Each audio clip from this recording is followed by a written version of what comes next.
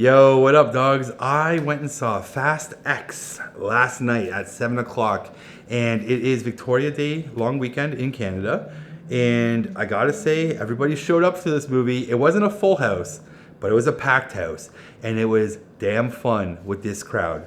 They laughed at the jokes, they groaned at the jokes, they cheered at the end of action sequences. Like, they were so into it, and at the end of the movie, they cheered, they clapped, and you know what? I joined in. I clapped as well.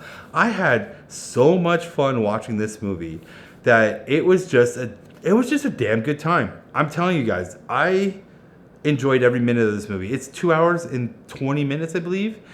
I enjoyed every second of this film. Even the boring, corny, cheesy parts where, like, literally these scenes exist so you can take a breath to get ready to enjoy the next sequence, because I enjoyed it. I really did. All the sequences are fun. I feel like they dialed it back a little bit from Fast 8 and Fast 9. Really pushed the bonkersness out of this in this franchise.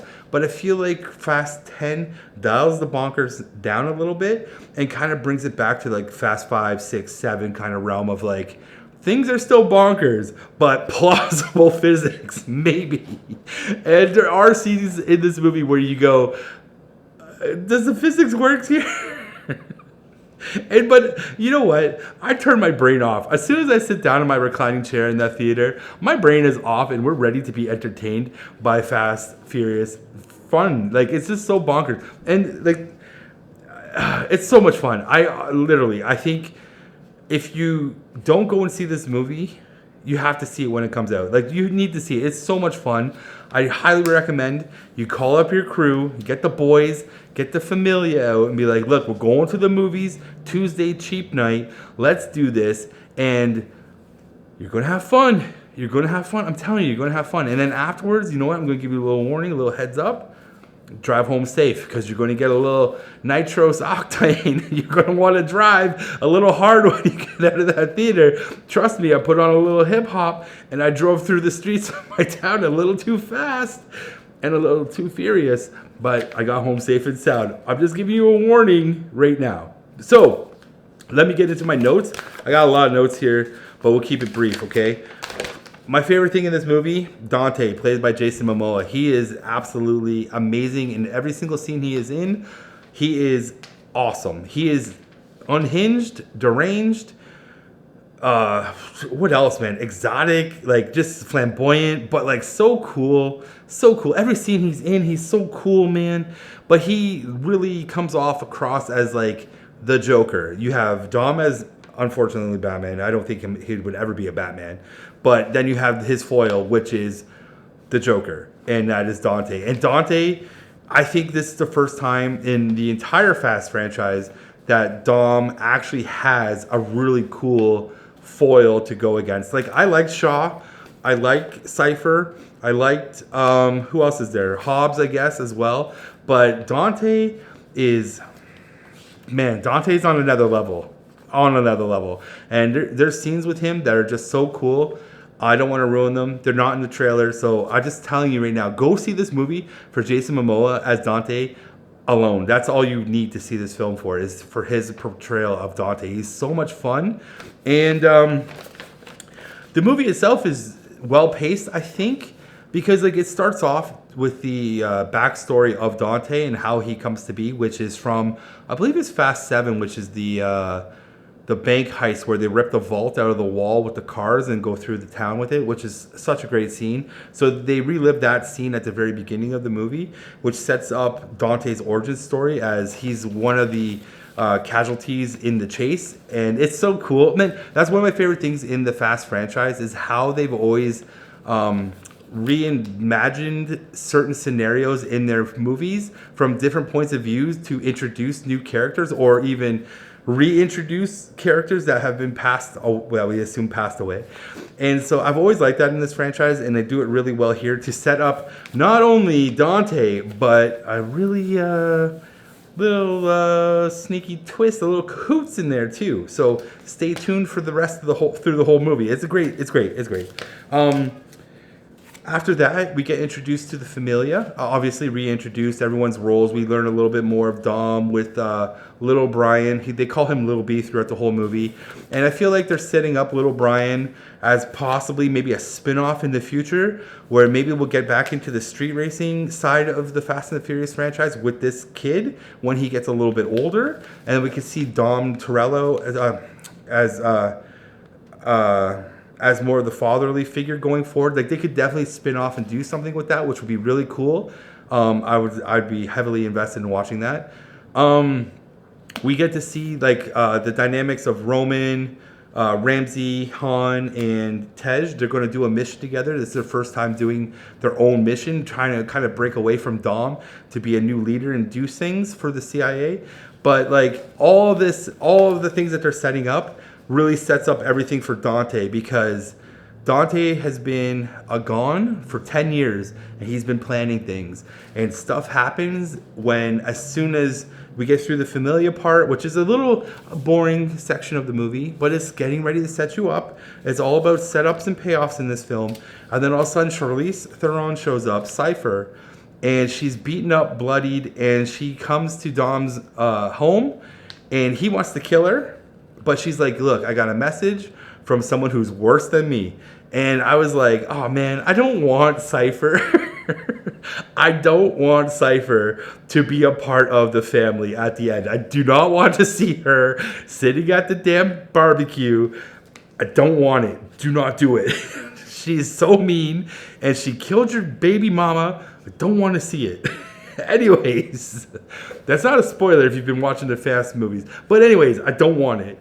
So that just sets everything up, right? And then you find out that the heist that Roman's on is actually a plot of Dante's, and Dante's pulling all the strings. From that point on, it's Dante's world, because he's been building this plan for the last 10 years. And his whole philosophy is something that his father taught him, because he's like, I will kill Dom. But his dad tells him, no, don't kill him. Kill him is too easy. That's a quick way out of it, you know? Make them suffer. Make them feel the pain. So that's Dante's whole drive in this movie, is making Dom feel pain, suffering, and like loss before he kills him, which is so cool. And like a lot of the movie is all about suffering, choices, pain. What are you going to do, Dom? And that's what we're following. And like, I made notes here. Like, because the Dante versus Dom is so damn good. The whole movie around them two is so great. Every scene that they're like combating each other is great. Because like we have I think it's in the trailer. I like it. It kind of reminded me of Rocket League with the giant ball bomb and them driving around, like hitting the ball around. So it's a little Rocket League-ish, but I enjoyed it. It's a great sequence. I don't care what anyone says. Great sequence, corny, fun, high octane. Loved every single minute of it. Give it to me again. I'll watch it again. And then we have so there's like that cool scene. Then there's a scene like later on with Dom and Dante that they actually are going to do a throwback race. I think they're in Puerto Rico at that time, or it's Rio de Janeiro. I forget. They travel so many different locations in this place. You kind of lose track of where they are. So they actually do have a street race. And like Dom has to make another decision, which is very Joker-esque. Like Dante sets him up with a lot of like, who are you going to choose to survive? What are you going to do in this scenario? Are you going to go over here? Or are you going to go over there? Which kind of reminds you of Joker from The Dark Knight, right? When he sets Batman up, like, who are you going to save? So it's very similar in that regards of his Joker mentality. And like, it's so much fun. There was a part of me where I'm like, is there going to be too much of a cast? But I didn't find it that hard to keep track of everybody, because this movie really distinctly keeps everyone in their own lane, so to speak. Everyone has something to do. They're all grouped up into crews.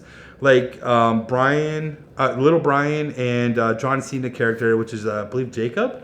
They're on their own little mission, because like his whole goal is to keep Little B alive and safe from Dante. And they're having a lot of fun together. Actually, I enjoyed every time John Cena was on the screen with this kid. They were just having a blast. It was a lot of fun. And then you have Han, Ramsey, Tej, and Roman. They're trying to, everyone's trying to meet up, right, with Dom at some point. That's their kind of goal. But they have to lay under the radar. So they're on their own little mission, and they run back into Shaw, Jason Statham's character. And that's a great scene between when you finally I'm not going to say it, but whatever. That's a great scene there. Justice for Han. What else is there? I wrote, then you have Cipher with Letty, which is okay. I don't know if I needed it, honestly, but I didn't hate it because they actually have a really, really good hand-to-hand combat scene in the jail. I really enjoyed it. There's so much good stuff in here that it's just like it's a roller coaster ride, guys. I enjoyed it. I wrote so many notes down here of just things that I just enjoyed. Like, I only think I have one thing that I didn't like. Oh no, you know what I want to mention Alan Ritchson, aka Jack Reacher from the Prime series. He's in this movie. I was so happy to see him. I'm a big fan of that guy. He's great in Reacher, and it's just nice to see him get into the big blockbuster. And he plays Ames, who works for the agency. And we also have Brie Larson showing up in this, who plays Miss Nobody. And she works for, I think, the CIA, or she's like some in between the CIA and the agency, because her father, who was played by Kurt Russell, Mr. Nobody, is MIA. So she's in this. And Brie Larson's pretty cool in this. All the characters are cool in this. Like, all of them. I don't know what else to say, man. Everyone's actually cool. Like, Brie Larson, cool. Like, I don't know how to hold a gun. I don't think she does either. But she's holding this, like, I don't even know what to call it, like an M16. I don't know what it is. I'm Canadian. I don't have guns. And she's holding it kind of like weird like. And I'm like, I don't know if that's how you hold that gun. But whatever. She was still cool in it. And I was surprised. Honestly, surprised. Very surprised. What else is there I have in here? Honestly, guys, that's all I got. That's all I got. Yeah. Yeah. There's one... Okay. Before I go, there's only one scene in this movie where I literally was scratching my head. I'm like, how did you know, Dom? And I'm not gonna talk about it because it is maybe a spoiler. I don't know, so I'm not gonna really talk about it. But Dom just seems to know everything. He's such a superhero. I enjoyed it, guys. I have no complaints. The music was great.